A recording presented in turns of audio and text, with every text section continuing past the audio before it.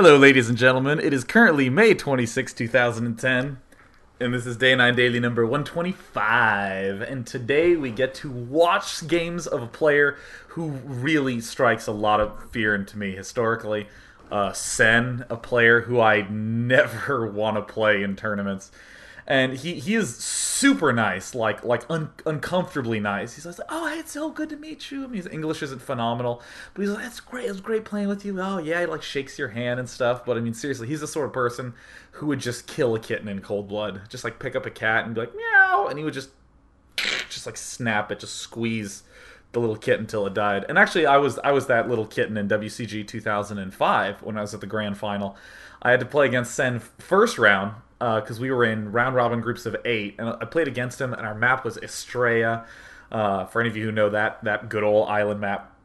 We had to play on Estrella, so I practiced tons and tons and tons of Zerg vs. Zerg to make sure I could defeat Sen. I was like, oh yeah. And I get there, and he's like, oh, I'm playing Protoss. And I'm like, why are you good at all 3 races? Could you just not be good at all 3 races? So of course he took my little kitten body and he just broke it in half.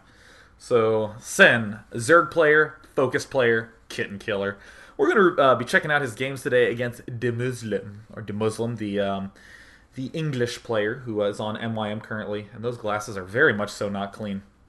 While I clean these off and get pumped up and prepared for us to check out some of his awesome Zerg vs. Terran action, I would like to say, for the record, I ate at Chipotle today. Oh my god, it was so good. I got the biggest burrito ever. I still have most of it left, right? Because you can't really eat a burrito in one sitting. And I actually ordered mine online to go pick them up. And of course, when it said, "What's your name?" I put in Sean. Schaughwne. Sean. Because I went with my roommate, who's also Sean, and he spells his name the same way. So I had to differentiate. So on his burrito, they wrote Sean, and on my burrito, they wrote S. Yeah, sticking it to the man. Don't you dare ask for my name or something reasonable. So let's just go ahead and pop right into the SC2. I always try to make sure this overlay is at the perfect position going into the cast, but alas, it is sometimes mildly off. But so we are going to be checking out 2 Zerg vs. Terrans by Sen today. Both of them played against De Muslim. Because Zerg vs. Terran on the American servers has a very distinct sort of look to it, especially in the early patch days with everyone just going mass roach and then, incorporating some more Hydralis into that. More typically nowadays, it's also been like straight mass Hydralisks because, if you're going to make a 2-food unit, you may as well make Hydralisks instead of roaches if you have the money. But there's been a lot of controversy in Zerg vs. Terran after the recent patch changes, just the way it's affected the game and all that good stuff, and people are really exploring for new ways to play this matchup. And we get to see that today. Something very predominant of the Asia server, a very Mutalisks-centric style of play, and we'll talk all about that. This is just a build that Sen's going to be doing. Coincidentally, he does the same build in both games. It's almost as though someone selected these 2 specifically for this daily. So we're going to be looking at both of these games just so we see a little bit of variation. So of course Sen sends his Overlord Scout, but already I love when a player does something like this.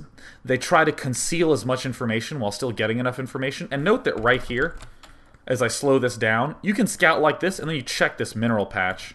You don't actually even need to see the worker. You just click on the mineral patch and you say, oh, it's at 1470. I guess there's a player there. And then you can happily pull your Overlord back. And Sen actually ends up getting spotted here. But, no big deal. He still ends up getting his Overlord in there reasonably early on. So, of course, we have the base that is mining and all the Overlords that are continuing to scout. And, of course, we're going to talk about where Sen plants these Overlords. But right off the bat, Sen does something that unorthodox, such as opening the wrong window. Alright, going back to the correct window, he does something a little bit unorthodox, which is building this extractor at 14, and then he makes another drone, and then he builds a spawning pool at 14. This is a little bit of preference where you place that spawning pool. Some people like to place it back here to constrict Reaper movement, to constrict Hellion movement. Some people like to place it not in the back of their base because then it's vulnerable if bigger drops end up coming in. So this is a little bit more out in the open and it can do spotting and all that good stuff. But either way, this is largely preference. And so Sen is going to be getting gas very, very early on. Now, a lot of very good Zerg players love getting Zergling speed. For instance, Artosis has said, quote, "I always get Zergling speed with my first 100 gas," instead of getting the layer. And there's two reasons for that. One, you want Zergling speed to help deal with Hellion harass, to deal with really any harass. Speedlings are very, very good against this. And also because you're making a queen, so you generally don't really even have the resources to do so. And there's the Zergling speed going down. There's the queen going down. Awesome. Now, Muslim actually does know that Sen is hiding his overlords up here, so he went ahead and just scouted right away, and he put his SCV here at the natural, trying to block. So already we have one advantage to this build. Well, two advantages. One, we get the Zergling speed out really fast, and two, we can get units out to kill off this SCV. We can get that SCV to back off, and we get our queen reasonably fast. And hey, look at that timing. Right when the queen finished, I had 100 more gas, so I could easily build the layer. Notice it's very nice and tightly timed. And what we're going to see... Oh, look at this nice micro by Muslim. Isn't that clever? Wasn't that just great the way he pulled that back? And isn't that great how I just forget to turn sound on before all my dailies? Isn't that just the best thing in the universe? Thank God you get to tune in and watch me deal with very obvious technical issues. At least it's not as bad as that one day where I was just like, why doesn't the sound work? And I was like changing my output settings and I just had it muted. So, either way, we do have a pretty typical opening in Zerg vs. Terran these days. It's going to be, it's going to be the 1 barracks, 1 factory, going straight for Hellions right after that, and then an eventual armory, which I think makes a lot of sense for Muslim. I mean, he saw this, he saw this very, very, very fast layer going down. He saw no expansion, so he is just going to go ahead and get the armory anyways. I mean, if it is some sort of one-hatch non-Mutalisk build, a Thor is going to be great against that anyways. And of course, it is a Mutalisk play. But now this is one thing that Sen does that I think is very, very clever. He gets the Zergling speed, but then just look at the unit counting station. He's only made a handful of Zerglings. He has 7, and I mean, these 2 are super fresh. They just popped. For the most part, Sen just made a lot of drones, so that way he could keep up with the SCV count of his opponent. And of course, when a Hellion does come, he already has speed. And this is something that's very Starcraft 1-like in a lot of the really, really good builds. You get the upgrade for the unit that you might end up making just in case a rush happens. It's a very easy way to deal with these what if he does blank situations, you know. Because a lot of times people will say, well, you know, what if he cliffs me? What if he gets my high ground or something like that? So people will do the direct counter. They will make Mutalisks, or they will make Spine Crawlers to deal with that. Or there's this indirect approach, which is that you get the Ventral Sack, and in case there's a drop, you can load things into that. Or you get Zergling speed, and in case there's a huge rush coming, then you make more Zerglings. Very, very straightforward. And of course, anytime you do some sort of one-hatch technique, I strongly, overwhelmingly recommend hiding that Spire. That's going to be really, really, really good. So, of course, the scan goes down. What is he doing? And, of course, we see that this is really good. There's a lot of places we can hide the Spire, like over here. Probably don't want to hide it along this cliff, anywhere where there's ground there, just because it's very easy to pick off. You could hide it here in this corner. But, of course, this is probably the safest point, tucked in between these 2 bases. And then a Thor drop coming.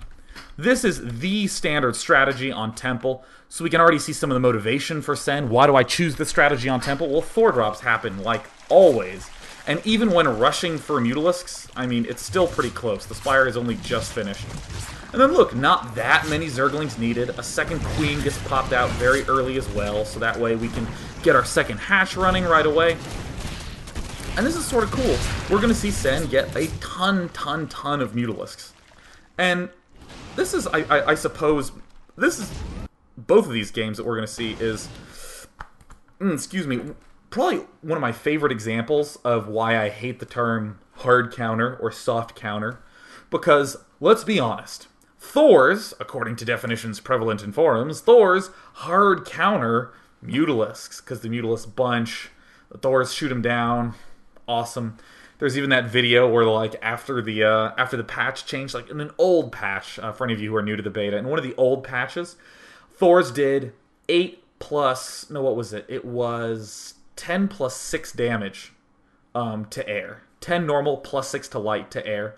And then they changed it to 8 plus 4 to light, but they did an area splash damage. And people went, oh, maybe Thors are better against Mutalisks now. So what some guy did is he made a video of 200 Thors, so like 30 Thors against 90 Mutalisks, and then had them charge at each other. So the Mutalisks obviously bunched up and like killed one Thor. And the video was, well, I guess we all know the hard counter to Mutalisks then. And that deeply bothered me, right? Because, I mean, I think anyone watching is thinking, well, when are you going to get, like, 200 Thors, right? When are you going to get 90 Thors and, or excuse me, 30 Thors and 90 Mutalisks? Like, never. Never is that going to be a reasonable in-game possibility. It's so rare.